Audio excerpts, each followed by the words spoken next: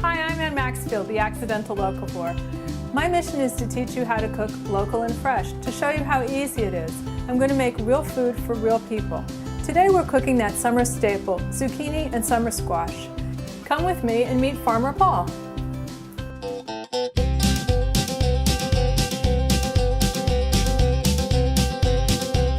It's all about the size, Ann. I was going to ask you if size mattered, Paul. Size does matter.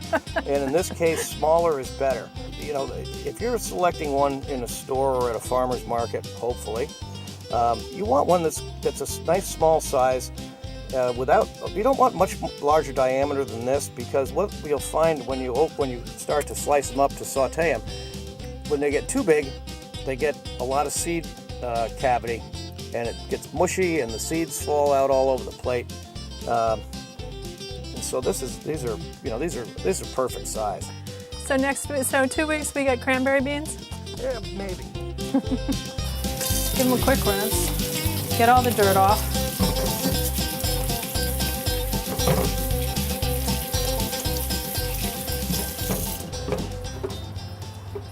First, we're going to start with the basic recipe. Take a piece of parchment paper, take your zucchini or your summer squash that you've trimmed the ends off, and you want to weigh the parchment down with the zucchini because it gets a little rolly. Take some good olive oil. This is time for your EVOO and not the stuff you cook with, and just pour a little over the squash. Just want a little drizzle. Then you're going to sprinkle some sea salt, and I like to use Muldoon. It's got a very flat grain to it, and you just want to sprinkle a little over the squash. Add a sprig of thyme, whole thing, and then you just wrap up the little package. Fold up the ends.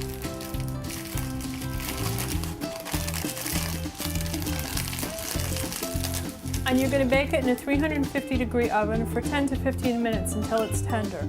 The second version is going to be a Greek-inspired version. We've taken the zucchini, this time it's a zucchini, but it doesn't really matter, cut off the ends and split it down the middle. Put it on a piece of parchment paper, drizzle with a little olive oil, sprinkle it with a tiny bit of sea salt because we're adding feta to this one, so we don't want to make it too salty. We're going to take some feta and crumble it up over the zucchini. Try to get it in the cracks. And then we're going to sprinkle it with a chiffonade of mint leaves, fresh mint leaves. Isn't that pretty? And again, fold up the top, twist up the butt sides, and you're done. And here's another variation on the squash and parchment. This time we're using aluminum foil, so we're not going to put it in the microwave. And this is going to have a Mexican flavor to it. Again, zucchini, ends cut off, slit down the middle, put it on a piece of parchment. This time I'm using a garlic-infused olive oil that I made a couple of weeks ago. The recipe for the confit of garlic is on my blog, accidentallocavore.com, and the excess olive oil I've saved and refrigerated, and it's got a wonderful garlic taste to it. So this will have a little bit of garlic in it. A little bit of sea salt. And then we're using some queso fresco, which is a fresh and kind of crumbly Mexican cheese. And we're going to crumble this over the zucchini. You could again use the feta, you could probably use a goat cheese, whatever suits your fancy and whatever you have available. So we're doing that, and then we're going to sprinkle it with some chopped cilantro. Now, if you have a family that doesn't love cilantro, you could use anything or leave this off. You could even throw a serrano chili or some sliced jalapeno in this if you wanted to make it spicy. Fold over the top, fold in the ends, and then you're going to put them in a 350-degree oven for about 10 to 15 minutes.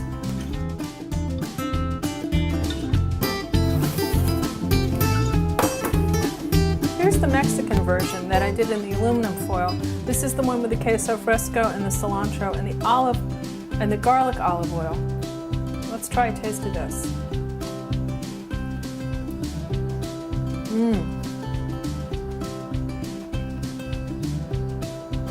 That's delicious. The garlic comes through, the cilantro, a little bit of tang of cheese, just yummy. I'm Anne Maxfield, the Accidental Locavore. Come check out my website, accidentallocavore.com, and see what I'm cooking this summer. You know it'll be fun, fresh, and easy. Real food for real people.